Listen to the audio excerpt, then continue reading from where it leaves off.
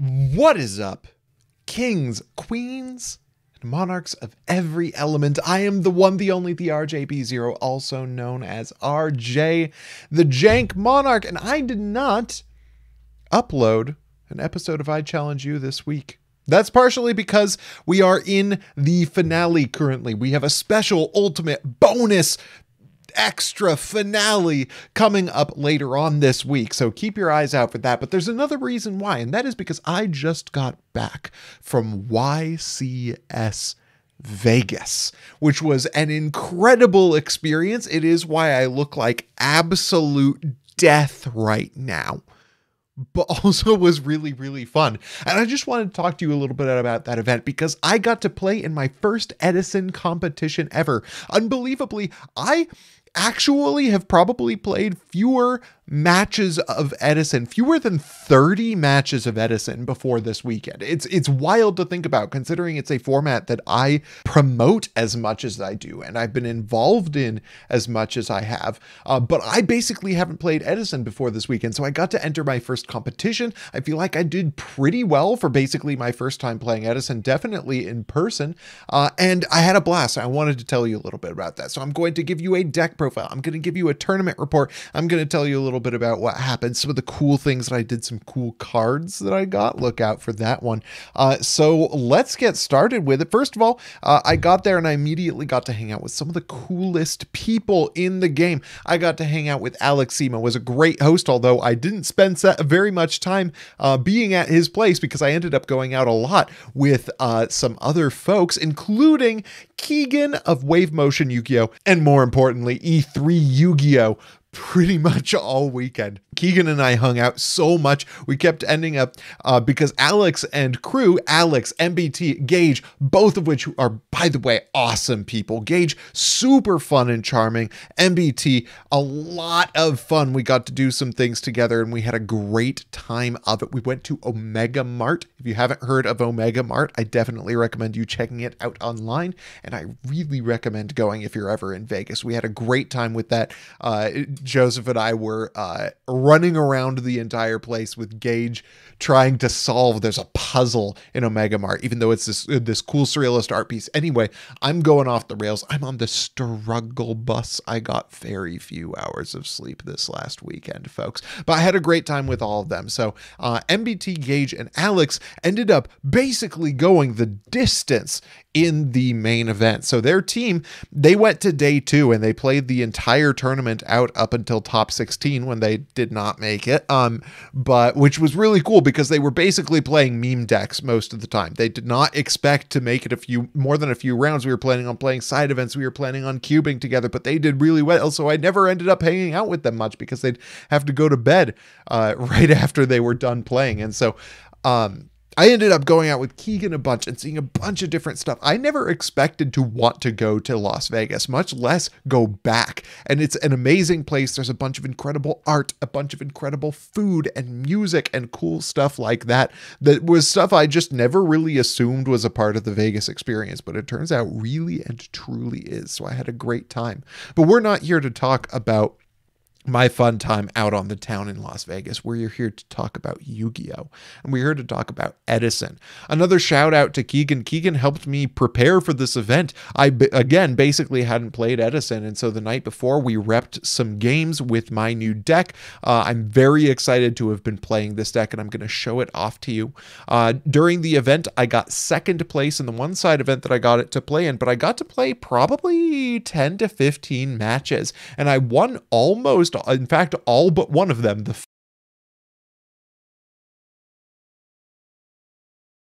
finals in the side event that I participated in. And so I feel like I did pretty well. And while I have a lot of room to improve, I feel like Edison is a format that I can be really good at, especially in person. Because this deck, it turns out that I decided to play more on that in a second, is really rewarding if you can make reads on your opponent. And I got a couple of opportunities to get some mega outplays, even though I feel like I punted the turn sequencing wise. I'm not really good at sequencing in Edison yet, but I feel like I made some really good reads and I'm excited to tell you about that. But first, let's check out the deck I played. This weekend, I played WelleDAD. WelleDAD is a sick deck. If you're not familiar with it, if you're not familiar with the current meta of Edison, WelleDAD is quite literally the resurrection of TeleDAD. This deck is sick, and it actually, I'm gonna go back to Facecam for a second. So WelleDAD is this really, it's a really cool deck, but it's also emblematic of something really cool in Edison format, which is the fact that Edison format is continuously being reinvented and being innovated on. A lot of the decks that were powerful and historical, things like, old school pure black wings, quick draw as it used to exist. People think of these as being like the light sworns, those as being the Edison decks. But we are discovering as time goes on that the reason why those decks were doing so well is because people didn't really get the format. People didn't understand the Edison format in the extent of creativity available to it, the resources that it has. And so all of these innovations have been coming out. It feels like every single month. And WelleDAD is one of those. WelleDAD is a deck developed by Control-Alt-Defeat and perfected by Keegan. This main 40 is actually the same main 40 you can find on his channel. I'll link you a video. I want to talk about my perspective on it, but Control-Alt-Defeat discovered that although TeleDAD lost 2 copies of Emergency Teleport, in Crimson Crisis, it gained 3 copies of Telekinetic Power Well. Basically, quick play Soul Charge for level 2 and lower psychics. And so while we lost the E-Tele, we gained something arguably more powerful in the late game and for setting up OTKs. So WelleDAD is the development of recent Edison. This is a within the last year deck. It's really sick. It controls the mid game, making sure that your opponent wastes all their resources so that they have nothing to block for them when the time comes for you to OTK them and go off in powerful synchro combos. The namesake of the deck, Dark-Armed Dragon, isn't even that important. It's a very powerful card and you're glad to draw it, but I only saw it once this last weekend. It won me the game, but I only saw it once. The rest of the deck is a big synchro combo deck. So I want to show this off, tell you a little bit about my experience with this list, some of the tinkering that you can do with it. I'll give you a little bit of a tournament report to tell you about how I did, because I think I did pretty well. I played probably 30. No, I probably played like 10 to 15 matches over the course of the weekend, only entered into one event, which I got second in. I feel like I could have done better with a little bit more experience, but this deck feels so good, and I won all but the finals of that event. So this deck really paid off for me, and it's really fun to play. I wanted to pick it up because A, it's really fun, it's really explosive, it's really creative, and B, because it's a deck that I thought would make me better at the game, and I feel like it really has. So let's just take a look at the deck. I'm just going to tell you a little bit about the deck as we go through. Of course, the namesake of the deck, a Dark-Armed Dragon, but the other man of the hour, Triple Krebens. This is in many ways a zombie synchro deck, and the comparable deck to this is Diva Zombie, but I think Krebens is just an infinitely better version of Deep Sea Diva. Deep Sea Diva, of course, gets you the plus on summon, but without a non-tuner, she does nothing. If you don't already have a non-tuner established, Diva can't do anything. She doesn't accomplish anything on her own, unless, of course, you're running the third Diva and the Spined Gilman, in which case you can make Catastor, but Catastor is only one synchro that you can make. Whereas Krebens holds board presence, it eats up attacks, it has a large attack stat, and with Telekinetic Power Well in the format, you can get multiple copies of it. You can get the plus the same way you do with Diva without using your normal summon. So I think Krebens is just a better card than Deep Sea Diva for this format. Shout out once again to Keegan for the Turbo Pack Krebens. The man gave me a Turbo Pack Krebens because he said he wanted this to be my lucky Krebens because I was looking out for Turbo Pack Krebens over the course of the weekend. He said that they're really hard to find, so he wanted me to have this one. What a fucking guy. Anyway, this deck has a bunch of different engines in them. Another one of the engines is the Hero Engine, one Stratos, double Mally. Let's turn this for the camera. Double Mally. You could also run Evil Hero Infernal Prodigy. It's basically a level 2 Dinky Sidra, which is pretty good because it gives you another thing to search off of Stratos if you draw into Mally, and it can make it easy for you to make Colossal Fighter Armory Arm OTKs, which are really, really strong in Edison format. I'm not sure if that's correct, just because you have to remove really good cards from this deck anytime you make any kind of tweak to it. But it is a direction that you could go and that I'm considering testing out for this deck in the future to see if it works out well. Our next engine is, of course, the Zombie engine. One thing that I always say about Synchro decks is that what makes or breaks them is their non-tuner monsters, not their tuners, because non-tuners are really hard to... it's rare that a non-tuner makes it worthwhile to go into a synchro, but something like Goblin Zombie that floats and Mizuki that can summon another monster from your graveyard really does that. And so the zombies are really powerful non-tuners you can work with. Zombie Master is also a major OTK and combo tool and is really good in the zombie mirror match. And of course, Plague Spreader Zombies, just the GOAT. The original good tuner from the graveyard. Then we've got the general dark support, the generic dark support. We've got double Mystic Tomato, double Armageddon Knight, double Greffer, and a Sandgan. Sandgan is a great non-tuner. Armageddon Knight is a fantastic follow-up to your Krebins because it gets you additional Krebins into the graveyard for telekinetic power well, or it can pitch your Mallies, or it can pitch your Plague Spreaders. It's really, really good for setting up OTK combos. And of course, Mystic Tomato holds board presence. It's really important in Edison format for you to hold board presence if you want to be able to get into synchros. And Mystic Tomato does that really well. It makes sure you always have a monster on the board. This lineup of monsters is if not perfect, like nearly perfect. It's very, very strong. The spell cards include your... Oh wait, there's Caius. Caius is a good card. You're going to see a lot of one-off types of cards, like tech cards in this deck. A lot of the tech cards that you see are for that controlling the mid-game portion of things. They don't really help you with the late game as much sometimes, but they are really good for helping you put pressure on your opponent to make them waste resources, and Caius is phenomenal for that. You don't want more copies of it because there are other normal summons that help you set up OTKs better, but it's a really good one-off tech in order to help control the game. You've got, of course, your double Soul Charge. This card is really incredible, not just because it gets you a plus, but also because it doesn't banish the monster. So if you just summon a Krebins and pass with it, you're in pretty good shape. It's just a good card in that way. Of course, your 1 E-Telly, your consistency tools, your Allure, your Foolish, your Rhoda. You've got an extender in Book of Life. This is another great mid-game tool for allowing you to banish cards from your opponent's graveyard, and it's good for OTKs. Mind Control, Brain Control makes normal summon Krebins pass an incredibly powerful play. And then, of course, MST Heavy to set up your OTKs. You've also got Phoenix Wing Wind Blast for the back row. This also sets up Mizuki and Mally, so is really good for spot removal. Your Busted Nonsense, Return from the Different Dimension, Trap Dust Shoot, Call of the Haunted, Solemn Judgment, Torrential Tribute, Mirror Force, D-Prison. D-Prison at 1 is just because this is like the 10th best trap card that you could get in this list. I wouldn't run another, but I'm very glad that I am running it just to add that little bit of extra spot removal. So that's the main 40.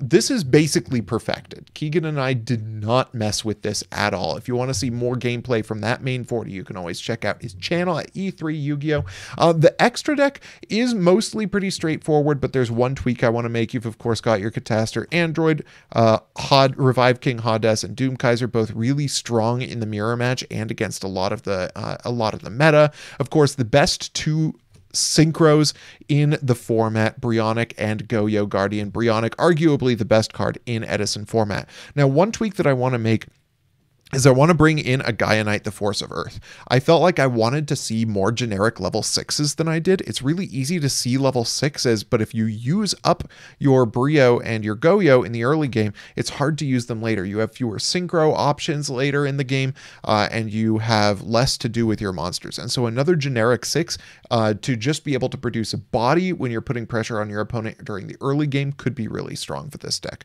And I think after the Black Rose Dragon, of course, I want to take out one of the Stardusts. This is something that Keegan was on. That's just because it's really easy to make level 8s and you've got some pretty decent back row. Double Stardust lets you go into it when you really want to, but I never got that far in a game. So the game never got grindy enough for the second Stardust. So I would bring in the Gaia Knight. You've got Dark End because I out Stardust. You've got Thought Ruler. OGs to the channel remember this exact Thought Ruler took me to Nationals one year. Colossal Fighter, Red Dragon Archfiend, Mistworm, and the obligatory Chimera tech. The side deck is where it's really interesting. So the meta really has developed. When Keegan went to YCS Pasadena, you can see him talk about that in one of his Dragon deck profiles. People were just bringing historic stuff, just whatever they found on format library or whatever. And it turns out that Edison competitively and the community has developed a lot since then, because Keegan and I planned this format, this event around Blackwings, Diva Zombie, Diva Hero, and Frog Monarchs and Light Sworns. These are decks that are really popular among just old school fans. They were really popular in early Edison Time Wizard stuff. But when we got there, that wasn't it at all. People were playing the real top decks of the format. Hybrid Vayu, playing the Machina Lightsworn deck, the Ancient Gear deck, and Fairies. This is Keegan's signature deck, arguably the best deck of the format, right next to WelleDAD, and that Fairies was actually what I lost to. I'd never played against it before. So our side deck ended up being a little bit worse than I'd like it to be.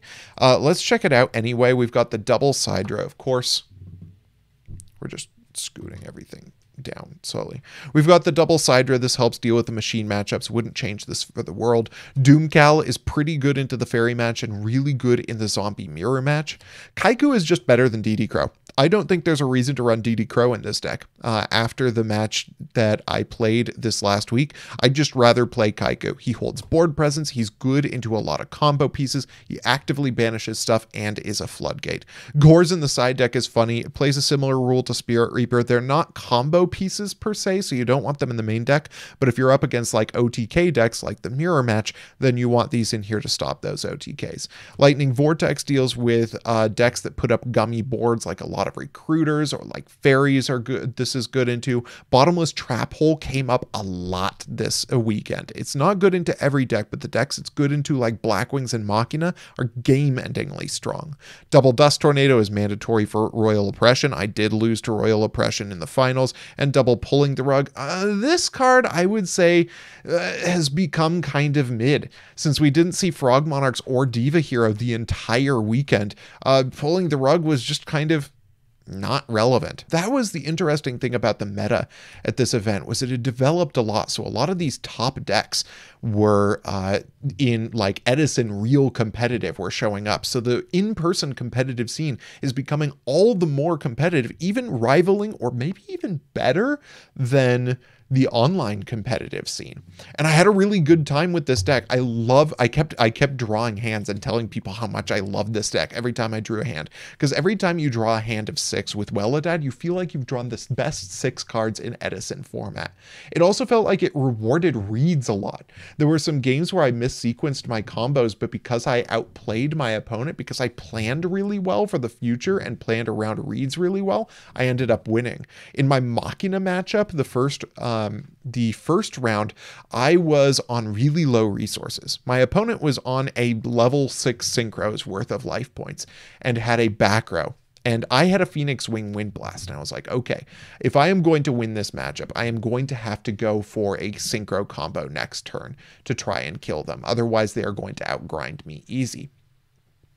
So I needed to play, I needed to basically go for the kill the next turn. But my opponent then set another set monster. And the problem with set monsters in the Machina deck is that they are almost always Raikou or Hamster. And I couldn't kill through Raikou or Hamster because I could only set up a single monster and a synchro monster. And I needed the synchro monster to be attacking directly, so I couldn't go into Revive King Hades to take out the Raikou or the Hamster. But my opponent made a crucial mistake. They made a crucial mistake. You know what they did? After they set the monster, they picked it up and they read it again for a second. You know why that was a mistake? It was a mistake because I knew exactly what monster it was that they had set. And I knew that it wasn't a threat. Because I am pretty sure, I don't know about you, but I know the stats on Raikou and Hamster. I'm pretty sure most people know that Raikou has 100 defense and that Hamster has 1800 defense. And I'm pretty sure anybody who's playing Machina knows what both of those cards do. But there's one card that they could have set that they may not have known the stats for, and that has kind of a convoluted effect, and that's Machina Peacekeeper. So the second my opponent picked up their card and read it again, I knew it was Machina Peacekeeper face down. So I hit the back row with the Phoenix Wing Wind Blast. I attacked into their face down monster with my Zombie Master. And sure enough, it was the Machina Peacekeeper. So I could attack directly with my Synchro and win the game. It felt like such a sick moment that I had come back from this situation where I was going to get outgrown and hit the kill anyway. And there were a couple of moments like that this weekend that were really incredible. So I'm really looking forward to improving at Edison. I think that there is a world where I could be good at this game and this format. So I'm looking forward to some RBET events in the future. Because, oh God, this deck is just so much fun. I want to play this. I want to play other Edison decks. And I just had a grand old time at the event. And to leave you off on a little bit of a goodie, I also got some very pretty cardboard that you might want to check out. Let's take a look at that. One of the things that I planned on accomplishing over the course of this event was I wanted to get rid of a couple of like meta cards that I thought were at their most expensive that they were going to get out. A lot of these were legacy cards. Like I had a whole fleet of secret rare Dracasacs that I think are about at the height of the price that you're going to get for secret rare Dracasacs. And so I wanted to get rid of those. And I found this one guy that came from Austin, Texas. His name was Nick, who gave me a phenomenal deal on a bunch of just modern format cards, like just stuff that's pretty okay in modern formats, for some older cards that I wanted to get. And I want to show off some of those to you. So starting off with the Europrint Ulti Treeborn Frog. Look at the rings of foiling on that. Absolutely gorgeous stuff right there. Then I got triple Vanity's Fiend Ultimate Rare First Edition. I'm getting started on rarity maxing Edison plants. I want to get Quick Draw plants. I want to get the Gravirose plants. I want the Tomato and Gigavise decks that are really good, and all of them use some of the cards that I got this weekend. Here's one thing that's really cool. I got to meet a lot of you. I got to meet a lot of fans, talk to them, do some signatures. I gave one person the ugliest signature ever because I'd never signed a mat before. I'm very sorry to that person. To be fair, if it helps at all, you got my first ever mat, even if I gave you the ugliest signature on earth because my hands were shaky and I'd never signed a mat before. But one of the folks didn't have a card they were comfortable with my signing, but wanted a signature. So I signed a Junk Warrior for them, and they gave me a First Ed Scrap Twin Dragon. This is sick. I had to put it in the Black Rose oversleeve. This is going on my shelf for me to look at for forever because it was so cool that I got to meet so many people and that one of my fans gave me a gift. Next, another incredible card. And this is the one where things get really exciting for me. Some Ghost Rare Beauty Drip. Okay, look at this. So Alex Simo is a Ghost Rare hater. But Ghost Rares are gorgeous, and you can't show off how beautiful Ghost Rares are with a photo. You have to see it on video or in person. Let's see if we're going to quickly unsleeve this. Let's see if I can get this on video so you can see just how gorgeous these two Ghost Rares are that I got. Ignore the condition because I got a janky condition one because I wanted the Ghost Rare not to spend like $300 on it. But let's see if we can get that light. There it is. Oh, look at that rainbow lighting on there. And look how, there's just no way I'm going to be able to do this justice on camera. Look how the foreground and background shift differently. all of the different parts of Power Tool Dragon's bodies on this, that there's just no way I'm getting this. Oh, that was a good angle. There we go. Look at that. Oh, and you notice as I move it, if I move it slower, you can see the different layers of foiling. Every different part of his body is on a different layer. It looks like a Master Duel animation. It's so cool. Card is gorgeous. And Ghost Rare haters can suck it. But that isn't even the prettiest Ghost Rare I got this weekend. I found out this weekend, by the way, that Ghost Rare Stardust is depressing. It is shockingly uninteresting. They didn't figure out the multiple foil layering thing until Black Rose Dragon, but one Ghost Rare Signer Dragon that really lives up to it is Ancient Fairy Dragon. Now let's see if we can do the same thing we did with Power Tool Dragon earlier. Look at that. Look at the depth of foiling on that card. Oh, there's a great angle. Look at that. So I move it slowly. That Master Duel animation motion that it gets. Just a goddamn incredibly gorgeous card.